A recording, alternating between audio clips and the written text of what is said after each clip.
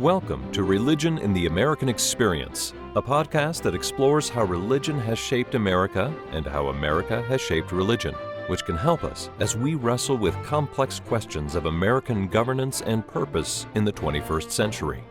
Here's your host, Chris Stevenson. Hello, here we are for another episode of Religion in the American Experience. A little while back, we decided to do a multi-episode series on the history of religious freedom in the United States because, at least in the museum's way of thinking, it is one of our greatest innovations, key to understanding the country's past, present, and future. Understanding its long history can help. In this second episode, we will be talking with Stephen Green, author of The Grand Collaboration, Thomas Jefferson, James Madison, and the Invention of American Religious Freedom, published in 2024. Steve is the Fred H. Paulus Professor of Law and Affiliated Professor of History and Religious Studies at Willamette University and a sought-after expert on religious freedom. Steve, thanks again for being with us. Happy to, Chris. We appreciate your expertise in so many ways for the museum. To get terms right here before we begin, is there a significant difference between religious liberty and religious freedom? And if so, what is it? In my mind, there is. And I chose the title of my book and the subtitle of my last book intentionally. And I actually lay it out in the introduction, the reason that I use the phrase religious freedom rather than religious liberty. At least in my mind, religious liberty is more of an individual right, that someone has the right to be left alone, the right to engage in religious activity without any constraints. My mind, religious freedom is a more encompassing interest. It encompasses religious liberty, an individual right, free exercise of religion, as we call it in the Constitution. But it also involves broader principles. It's more of a kind of a collective state of being, a regime. And the reason I use that phrase is at least Jefferson and Madison and many people who supported their ideas wanted to establish something more than free exercise of religion, which they saw as extremely important. But they also wanted to create a regime where basically church and state would be separate, something different that had never occurred in Western civilization before, where we would not have the government expropriating religion for its own purposes. Madison talks rather frequently about kind of that the government has no agency over religion, period. Even if you're giving everybody religious freedom or religious liberty, still we want to constrain the government from using religion as an engine of civil policy, as he says, as memorial in the monstrance. And so that's why I chose the term. Okay, sounds like it's important. And so I appreciate you explaining that. I think in the public square, most people use them interchangeably, I imagine, but this is helpful. That's completely fine. I mean, I don't think any of my friends, like I'm closely associated with the Baptist Historic Committee on Religious Liberty. And I know they intend that term religious liberty to be in a very encompassing term, be more than just we support just the free exercise of religion and nothing else. Okay. No, it makes sense. I get the difference, and it's instructive, I think. By the way, there have been many books written about religious freedom, religious liberty. In your case, the broader concept of religious freedom. Why did you write this one today? Well, 2 years ago. Yeah, it's kind of an interesting journey. That's my seventh book on church and state. I have an eighth one coming out next month. So I've been writing about religious freedom, about this impulse of separation of church and state. And for many years, I'm also a practicing lawyer, and I do amicus briefs at the Supreme Court still. And so I have referenced Jefferson and Madison more times than I can think of. Right, about what they stood for. But as I was kind of contemplating my next book, a new book, probably in 2022, it just occurred to me that in all the writings about Jefferson and Madison, of all the biographies of each of them, and there are some dual biographies that exist that are quite good, that I did not know of one that was focusing solely on their joint work toward religious freedom. And it's one of those kind of professional historian epiphanies. It's like, wow, there's a void. There's something that really has not been written, even though probably nothing in my book is new for people who are really schooled in this. There was not a single book that focused on them together on this very, very important issue. This was probably one of the most important issues that these two men shared, and they were the indispensable founders when it came to this issue. And so that's what got me going. And it enabled me to do a deeper dive, something I had not really done. I had certainly was very familiar with the most popular, the most familiar documents. Part of this was kind of facilitated, if you can give me a second here, by a new internet archive by the National Archives. It's been around now about 5 or 6 years, called Founders Online. A friend of mine who works at Monticello Center put me onto this several years ago. And what they've done, they've compiled from all the various compilations, all the various collections from the leading founders. They've digitized it. And so you can just basically call up, and you don't have to go to the library and look through all 7 of the different types of collections of Thomas Jefferson's writings or the 3 collections of James Madison's writings. It's all there. And that just so enabled the ability to do this type of work in a way that I had not done before. They corresponded approximately 2,300 letters in their lifetime over a 50-year friendship. That's a lot of letters to go through. But you can, with the digital search, you can narrow that down. And so I probably went through close to 500 of their letters, of things that touched upon not just religion, but on free expression, upon governance, trying to get a full picture of how they would do this, and then paint this collaboration that the two men together worked very closely, and to a degree shared so much more in common than they differed over this idea. And just to kind of put it out there as a, not necessarily trying to be responsive to anybody's criticisms of Jefferson and Madison, but just to reaffirm their leading role in creating religious freedom in America. Okay. Well, you've been persuasive. Hopefully the listeners who haven't read it will go out and pick up a copy and read it. It sounds like super important, not new, but the bringing them together and putting the information together is the new thing, and yields a lot of important perspective. So thank you for that. So let's see. What to you is the, how do I put this? What did religious freedom look like in the colonies before the founding? That is, before the Constitution and the Bill of Rights. Sure.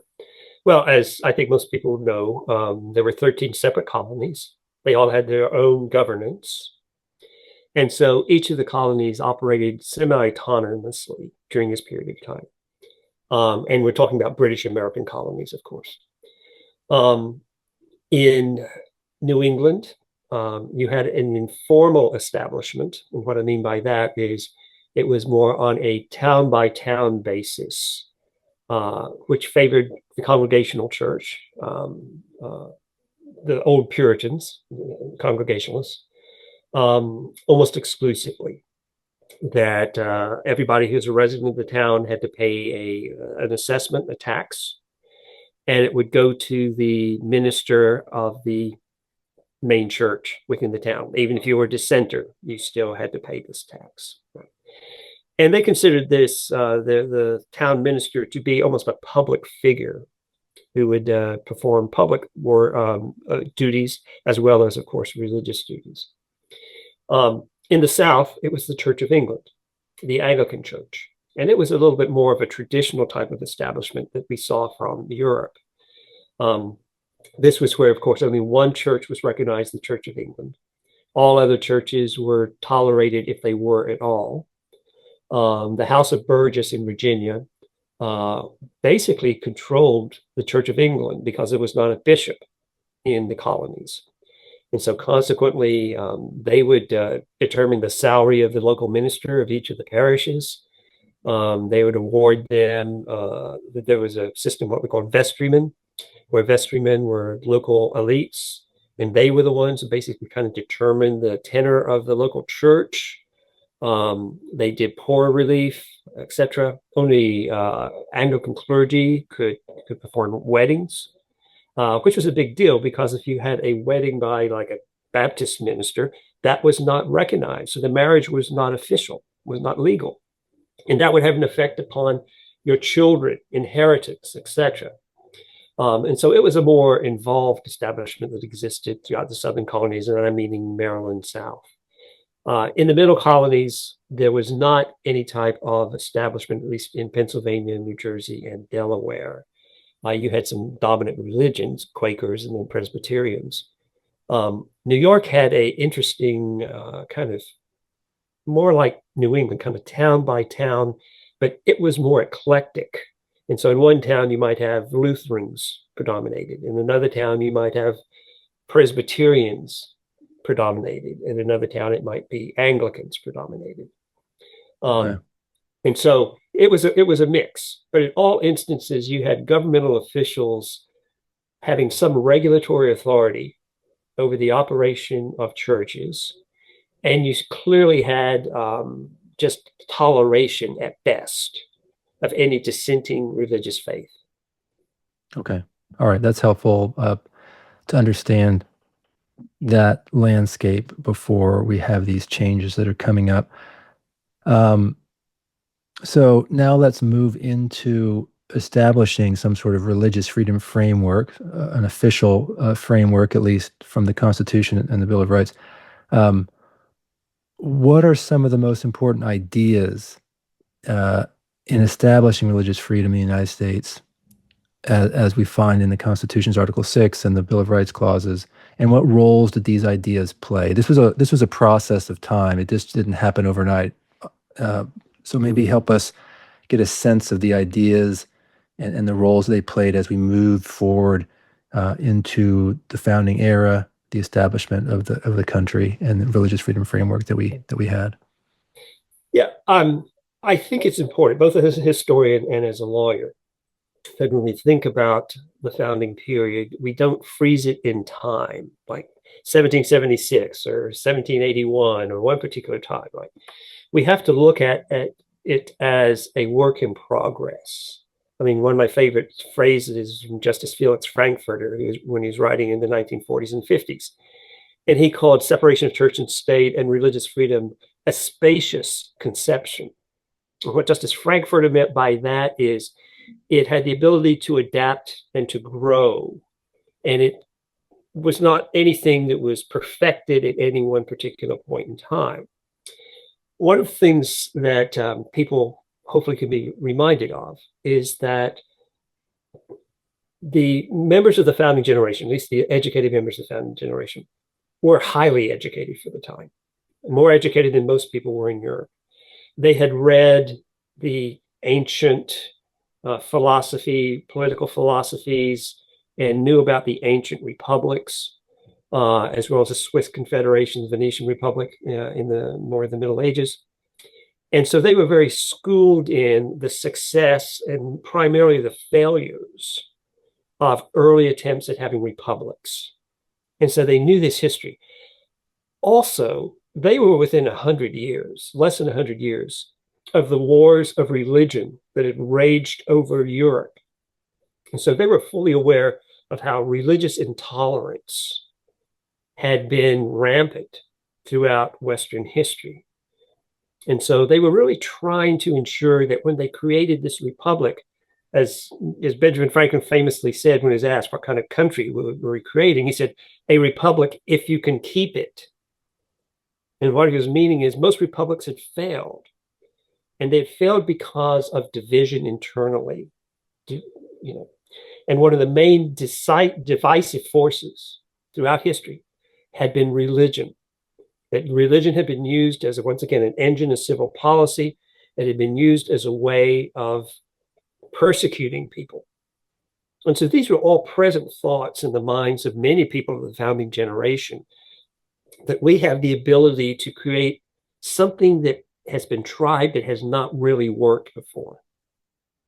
And so one of the things they did, as you said, Article 6, when they wrote the Constitution, to kind of jump ahead, is that they saw this idea of religious tests, that you had to be of a particular faith, particular denomination to hold public office, to get into colleges. If you wanted to go to any of the colleges, you need to be of that particular faith too.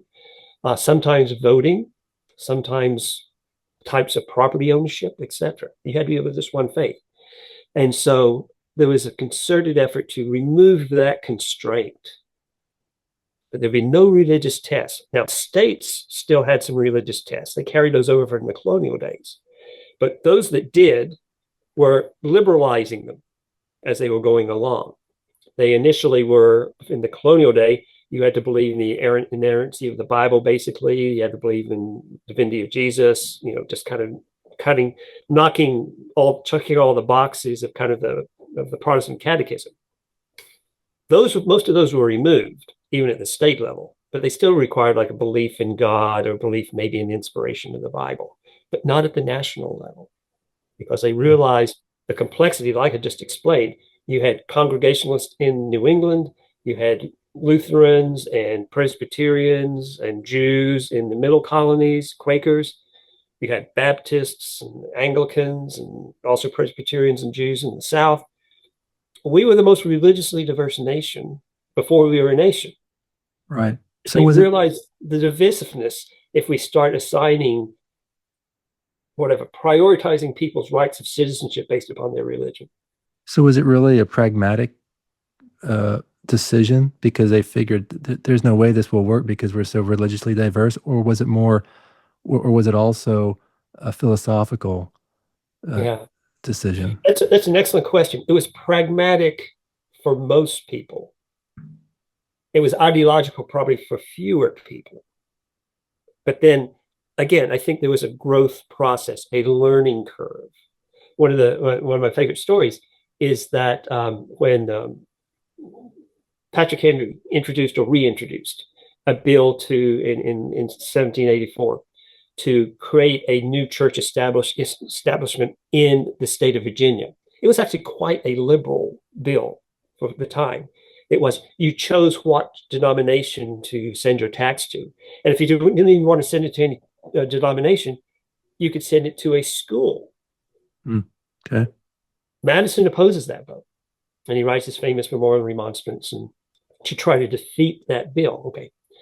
George Mason, who had written the Virginia Declaration of Rights in 1776, and Madison had helped on a little bit.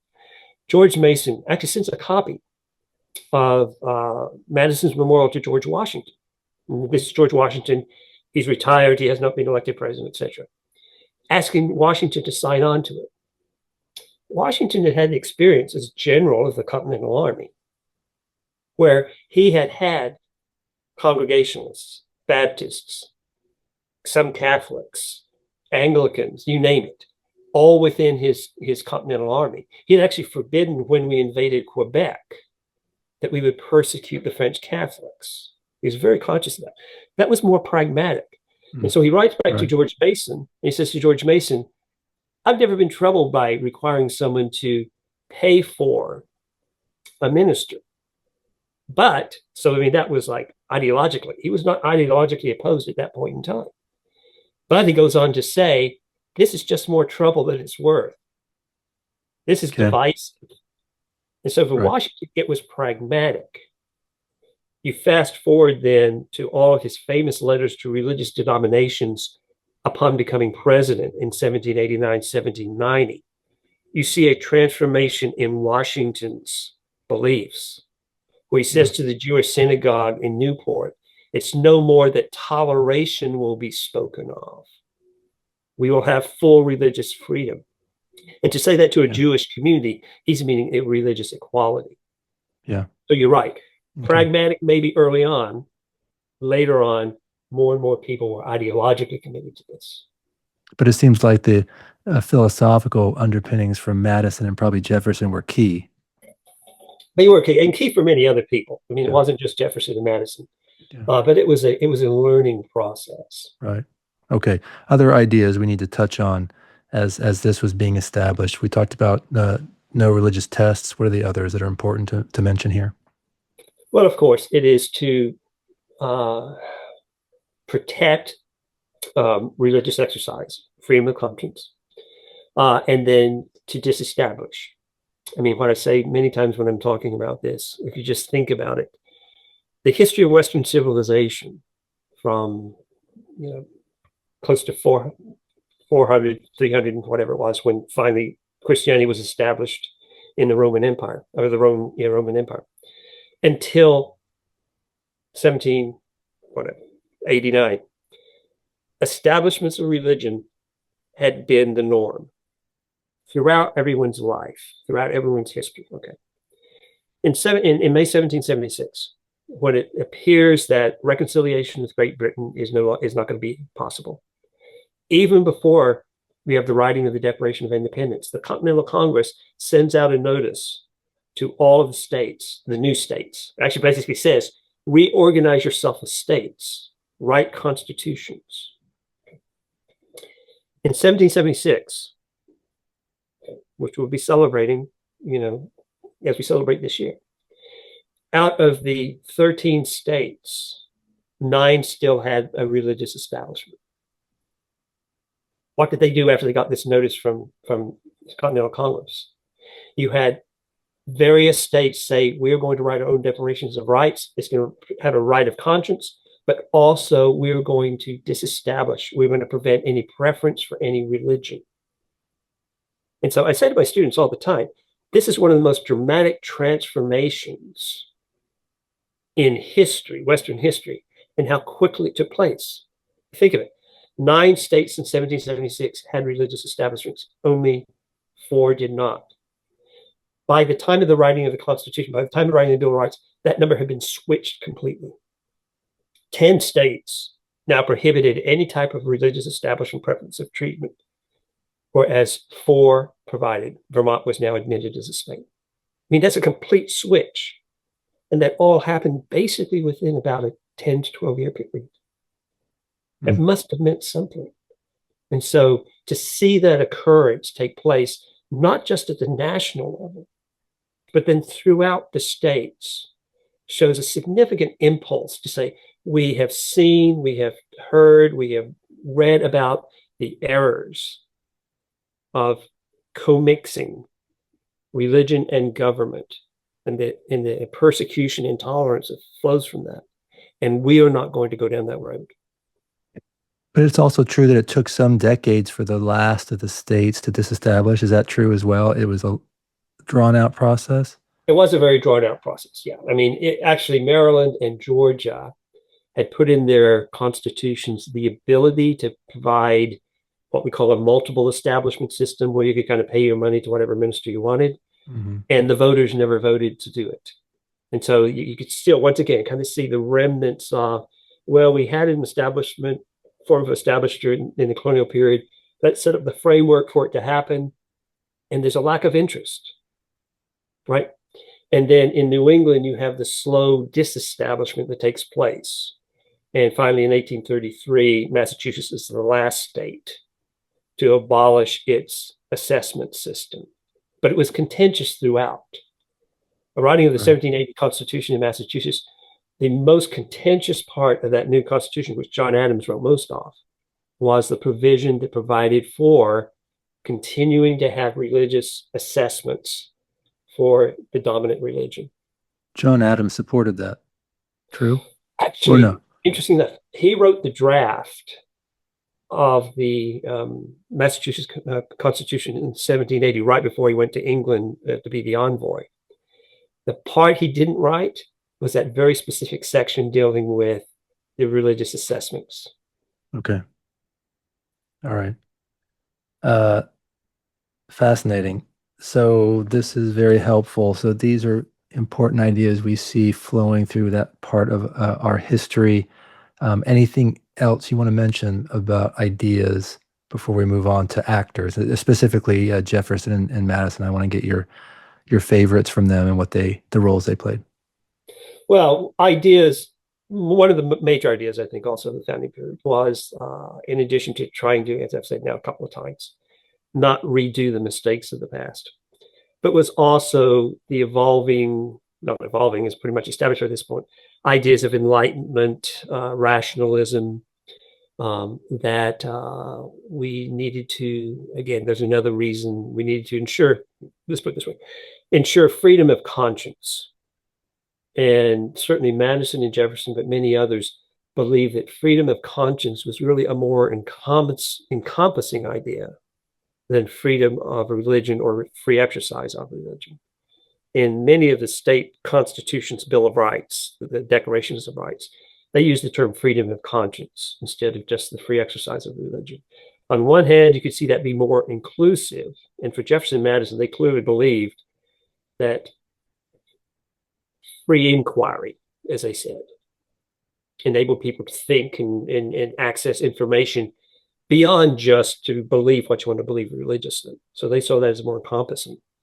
But conversely, some people have argued that when we finally settled on the language of the First Amendment, free exercise guarantees the right to put your beliefs, your conscience, into practice.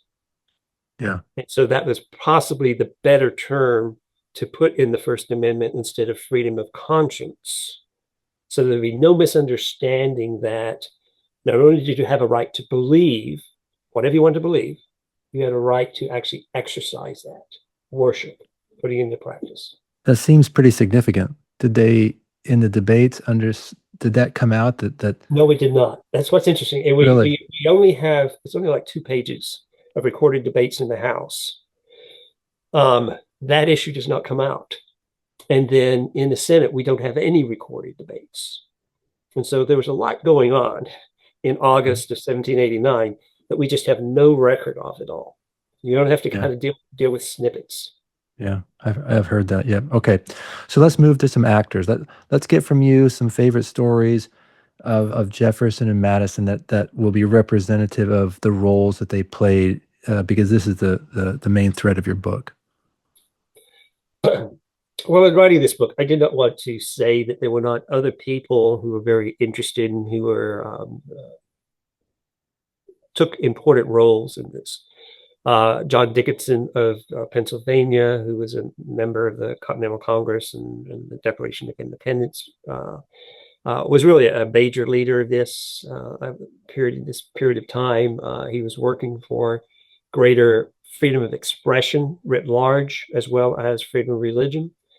So you see him as an actor. You sort of see people like Benjamin Rush, Benjamin Franklin, who died in 1790, so he was not involved in writing of the Bill of Rights.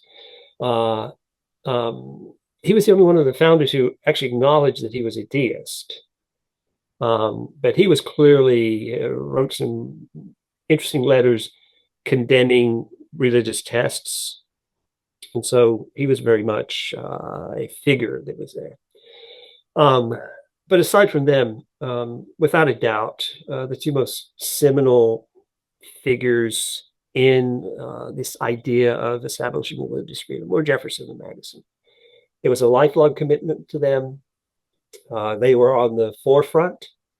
I acknowledge they maybe were not as representative of the entire society as some people were more complacent and more willing to continue with the way things had been. Like I said, New England continued with its establishments into the 19th century. But they were not necessarily ahead of their time. They were just articulating it in ways that resonated with some people, but also motivated people to kind of come on board. There have been some scholars who've tried to kind of marginalize both Jefferson and Madison as being just completely unrepresented. What I sometimes remind people is that I've mentioned a couple of times, Madison's memorial remonstrance was a petition to the Virginia Assembly to defeat Patrick Henry's religious assessment bill. He writes this, although it's anonymous. Some people knew who had written it. It was anonymous when he wrote it. it circulated throughout the countryside for people to sign on who were voters. And he picks up 1,500 signatures for his memorial remonstrance. There's actually a Baptist petition that had about 3 times as many that was also asking for disestablishment of religion. So even though maybe Jefferson and Madison were at the forefront and maybe in some ways ahead of their time, they were not alone. They had a lot of people who were supporting this idea of fuller religious freedom in America. Right. So this remonstrance by Madison, that was in response to Patrick Henry's. What year was this? Well, in 1784, Okay. After the war is over, what had happened, to back up just a little bit, is that the Virginia Assembly, when they organized as a state during the Revolutionary War, suspended the religious assessments. Okay. They never formally canceled out the religious establishment, but they canceled the religious assessments. And there were many people at the time said, we need to have public support of religion to ensure morality, religious virtue, etc. So there was still a lot of, let's say, a lot of agitation, but there was an uncertainty what would happen. The war is finally over in 1783. And so consequently, states start kind of rethinking, what are we going to do? Virginia had probably the most entrenched religious establishment of all the colonies. And so there's still a number of people who supported at least some form of tax assessment to support ministers of the gospel, as they call them. So Patrick Henry, again, introduces a bill which is a moderate bill. It's not to establish just one religion. You can choose where you want your money to go to, right, or you can send it to a school. But Madison, by this point in time, Jefferson was the minister in France, so he was in France. Madison knew that what would happen, though, is it would end up favoring particular Christian denominations over others. But he was just completely opposed to even non-preferential aid, as we call it. It didn't go to anyone because he still saw it as an abuse of government beyond the power it had to act in religious ways. And so he writes this memorial remonstrance in 1785. Madison was a genius when it came to political maneuvering. He actually sees that Henry's bill might succeed in the House. And so he then moves to reconsider it. And at the same time, he moves to have Henry appointed governor to get him out of the House of Burgess. Henry had already been governor a couple of times, and he loved being governor. Particularly his wife loved being governor. He'd been governor apparently.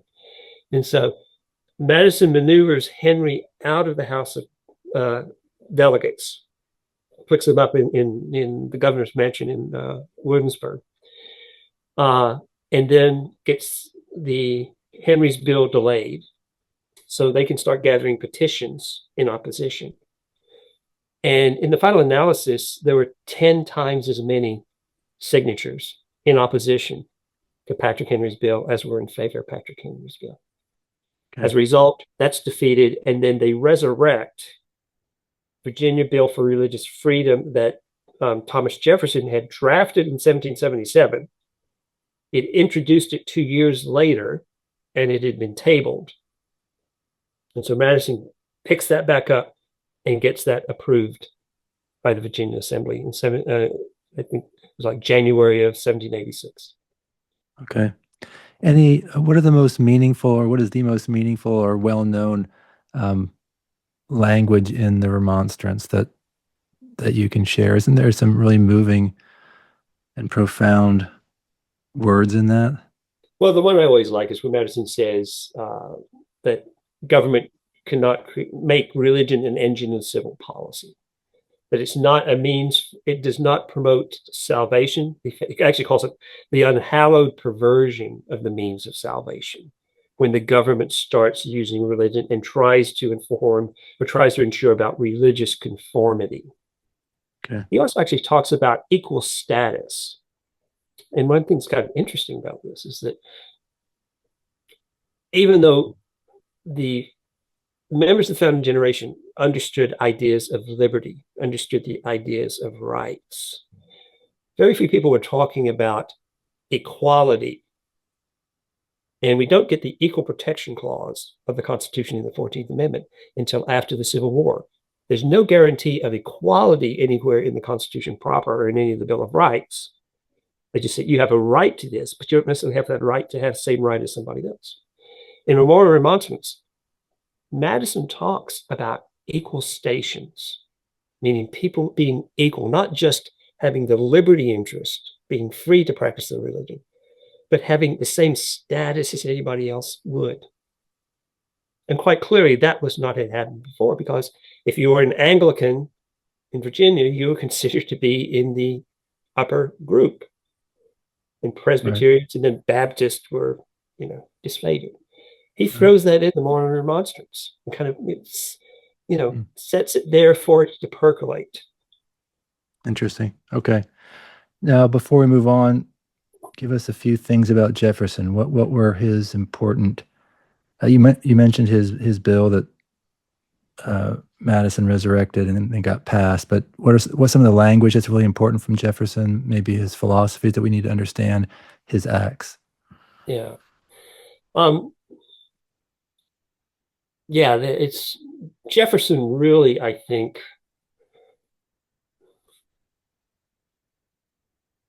had been committed to this probably before Madison had been.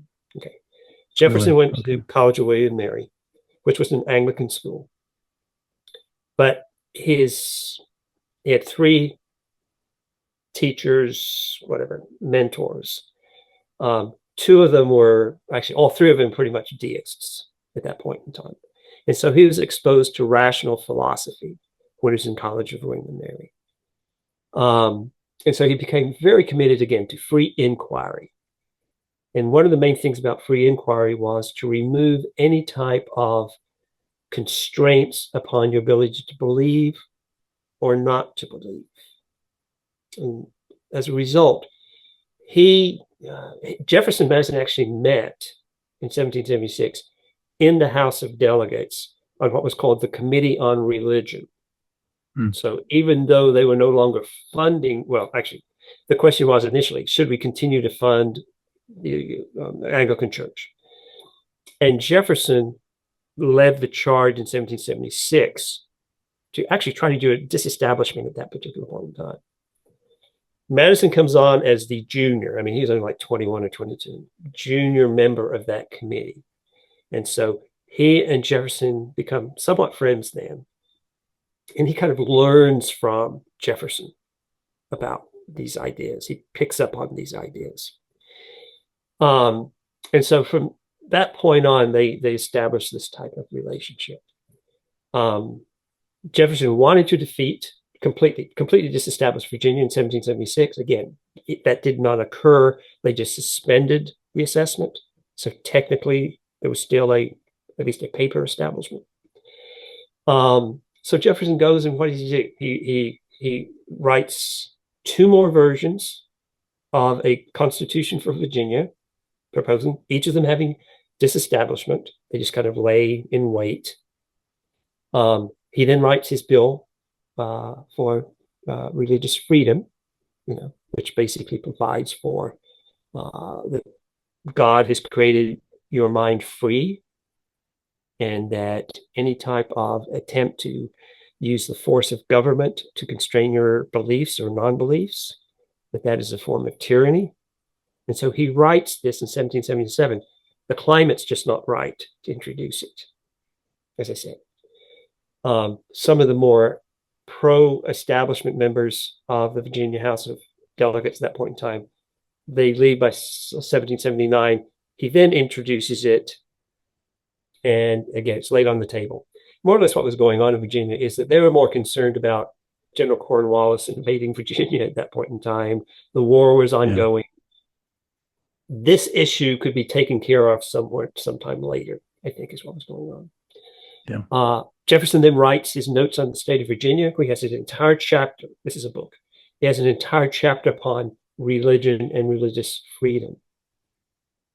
So this is a constant movement in his mind. Yeah. And even though he does leave for France in 1784, he and Madison stay in as close a contact as you can, with the understanding that letters have to go across the Atlantic by ship, and it takes 4 to 5 weeks for them to happen.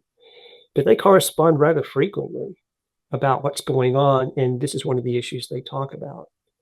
And so they were very much, intertwined in this. Yeah. Okay.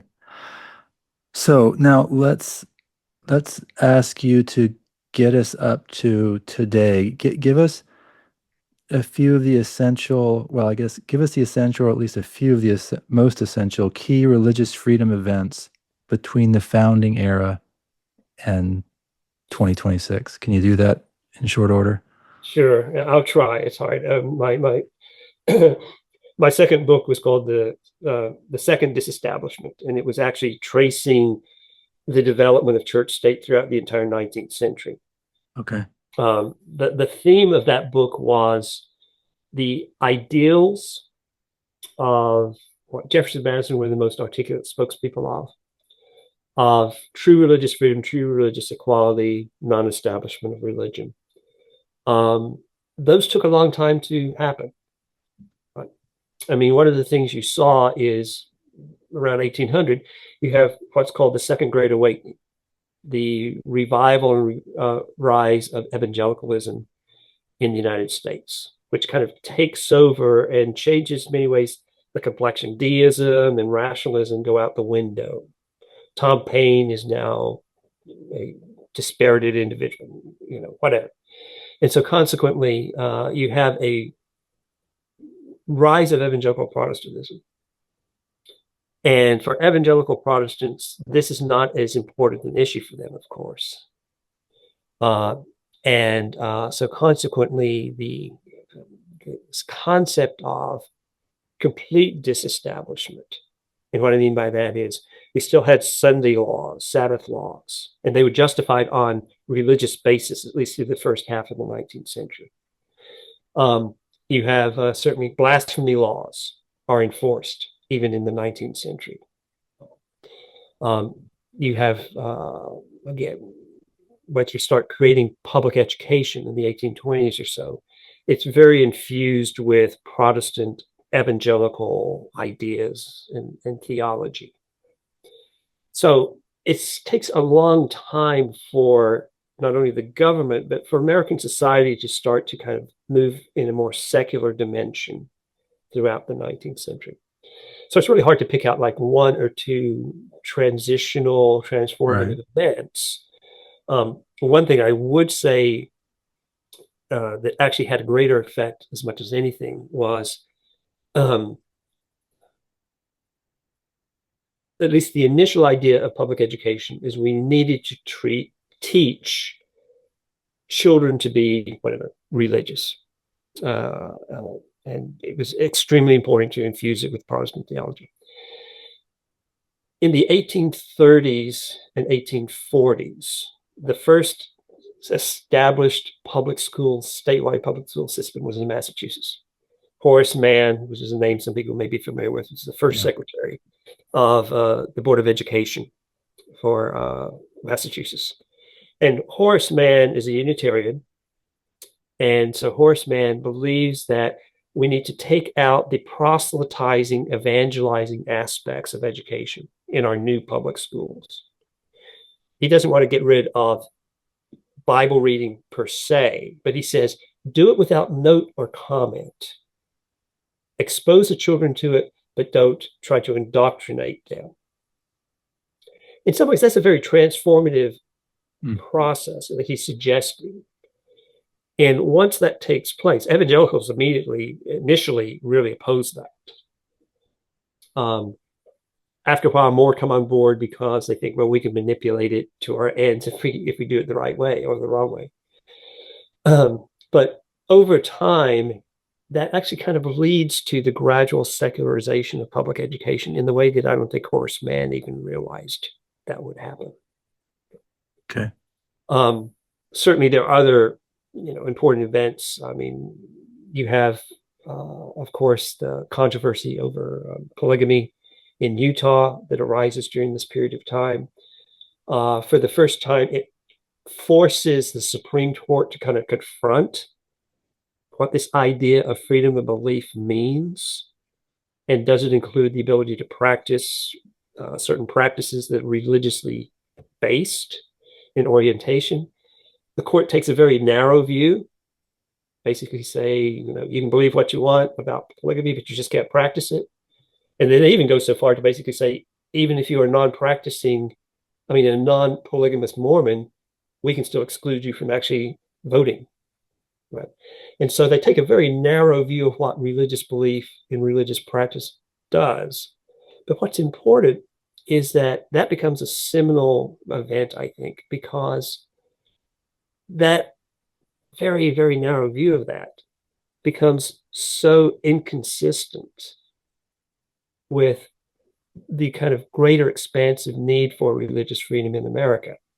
Not that we uphold polygamy at that point in time, but this very restricted view of what religious belief means that's enunciated in the Mormon cases in the 19th century.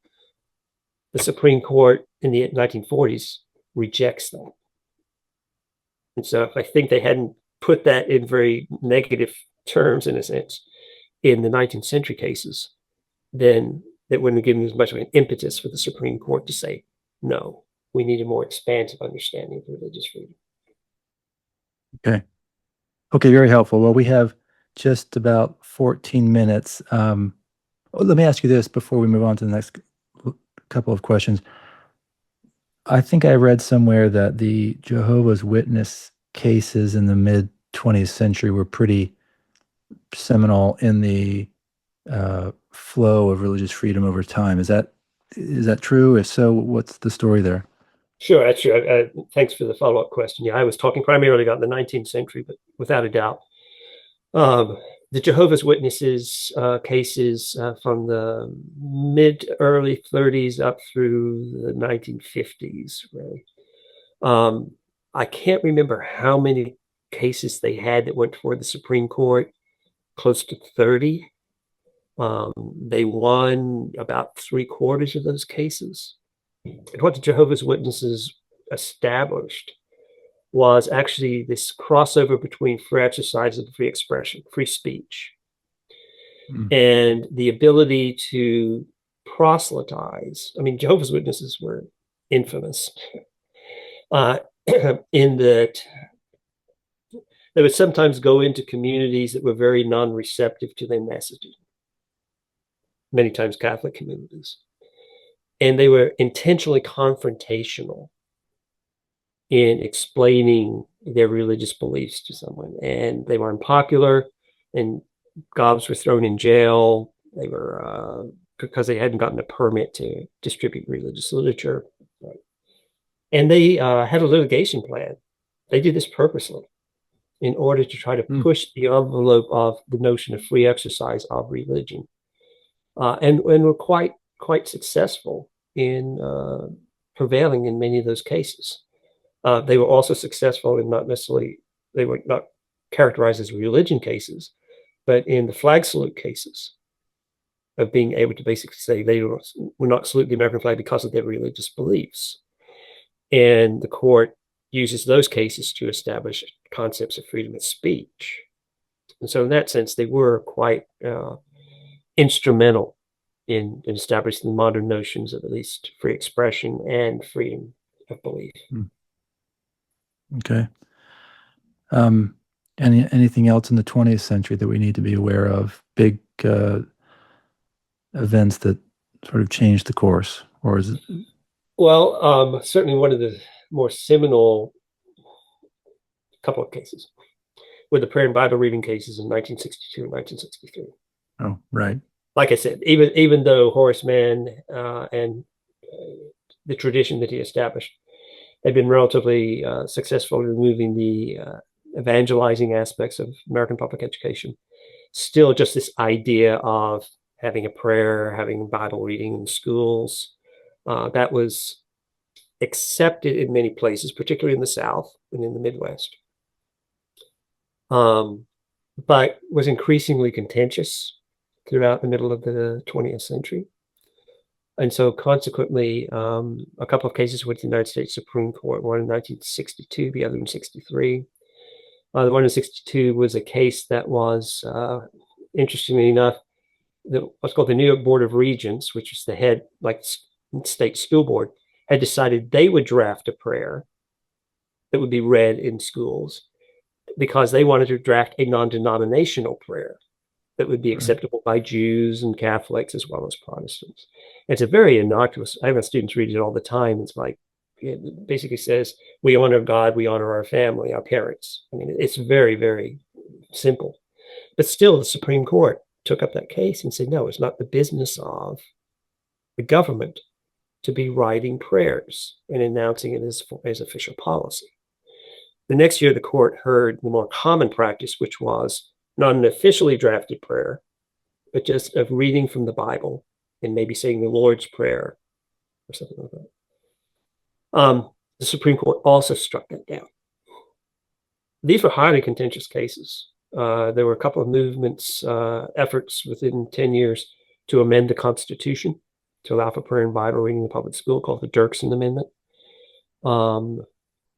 For conservative Protestants, they never were willing to accept those decisions to a certain extent. And so one of the things that Ronald Reagan ran on was to actually introduce a prayer amendment in the United States Constitution. That also coincides with the rise of the religious right. And so what we have seen is increasingly just kind of the cultural pushback, I think, on some of these more seminal cases by the Supreme Court. Okay. All right. So let's see. We have 8 minutes. I want to get to these last couple of questions and go back to sort of the focus of your book. So, Steve, tell us this. What do you think the American public gets wrong about the history of religious freedom, meaning back in the 19th and 18th, especially century, the focus of your book?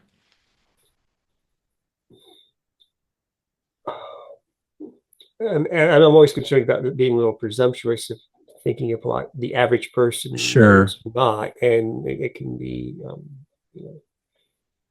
whatever. And I don't want to put you on the, yeah, I don't want to put you on. There are some misnomers out there. Yeah. I mean, I wrote a book called Inventing a Christian America, and I call it, the subtitle is The Myth of the Religious Founding. There's a lot going on today, certainly with what we call Christian nationalism, which has been around at different periods in our history. This idea that somehow Christian principles have infused the founding documents, that a majority of the founding generation wanted to kind of not really support separation of church and state, but make sure that the government would be supporting Christian morality in various ways. This idea that we are a Christian nation, and not meaning that just demographically, the majority of people are Christian, but actually meaning something more. There are many variations of Christian nationalism out there, kind of, it's not just one group. But that certainly has caught on more recently. It's become more popular in the last 20 or so years, of kind of go back and rediscover the religious influences in the founding period. One of the difficulties I find with that is that, without a doubt, during the founding period, religion had a more prominent role within the culture at the time. I often say that if any house in what different dates you want to give me, 1789, 1787, had one book, what would that book have been? It would be the Bible. So if people wanted to make a reference, literary reference, or some other analogy that would resonate with people, what would they use? They would use a biblical reference, right? And people were studied on this. And so we need to be careful when we'll go back and try to kind of canonize the founding period, because it is very easy to find religious statements and language and rhetoric throughout the founding period without necessarily understanding the way it was being used and the depth of it, right? And so I think that's one thing that people get wrong, is that they hear people making claims about our religious founding, and meaning, once again, of our governmental documents having a religious impulse. And then whoever's making that statement can pull out something and show, look, this is what Thomas Jefferson, well, not Thomas Jefferson, this is what George Washington said. This is what, some other founders said, so therefore it must be true. And we have to understand the context. History is complex. And you have to understand, many times, let's put it this way. Most people today take what a politician says with a grain of salt many times, right? They know that people use rhetoric in order to convince. We need to have that same skepticism when we're looking back 250 years ago to try to maybe understand why some of the members of the founding generation may have used certain forms of religious rhetoric and language, and not basically say that's proof texting that they were, in fact, as religious as they may sound. Okay, good. Thank you. Quickly, what do you think the American public gets right about the founding? And then we'll move on to the last question. And I've got a hard stop in 4 minutes. So sure. I think what they get right about the founding is that they realize that the framers were envisioning something for the future. And I think most people are not hardcore originalists that were frozen in time. But they've seen that there's something we call the American experience. It's unfolding before us. And that the framers laid that foundation for a more ethnically and religiously diverse nation that can operate and succeed in ways that they themselves were not experiencing back in the 1780s, 1790s, when 99% of the people who were religious were Protestant.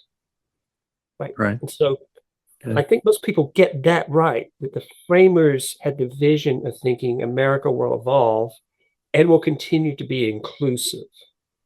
And I find that very, very hopeful. Okay, great. Last question. As we conclude, do you want to share any lessons, Stephen, or takeaways from the topic your book covers, either in terms of important historical transformations you have noticed, or in terms of helping us better understand our present moment in the American narrative? Well, I'm not trying to push my book in particular, but I want to invite people to read history, to go back and see the complexity, once again, what I said. History should not put us in any kind of lockstep, but it needs to be a reference point where we can understand. We've encountered some of these issues before, and we've worked our way through them. We've come out on the other side, and to a certain extent, if there's anything that I think really stands out about the founding period about religion, is they were really concerned about religious divisiveness, and they saw it as corrosive of American society. And so when people use religion as a way of tribalizing, making divisions between people, that's something the framers were very, very concerned about. And they really, I think, intuitively, even though maybe not always in practice, wanted to have a religiously embracing culture. And that's so important. Okay, you have the last word, and I think it's an important one. We have been talking with Stephen Green, author of The Grand Collaboration, Thomas Jefferson, James Madison, and the Invention of American Religious Freedom. Steve, thanks so much for being here. It was super. With what you shared with us, I think we were all equipped to be better stewards of religious freedom's role in perpetuating the American experiment in self-government. Well, thank you, Chris. I appreciate the opportunity. Religion in the American Experience is produced by the private Digital First National Museum of American Religion. Scholarly support is provided by Dr. Lauren Turek and audio and video assistance by Dr. Randall Stevens. The music was composed by Evan Chamberlain.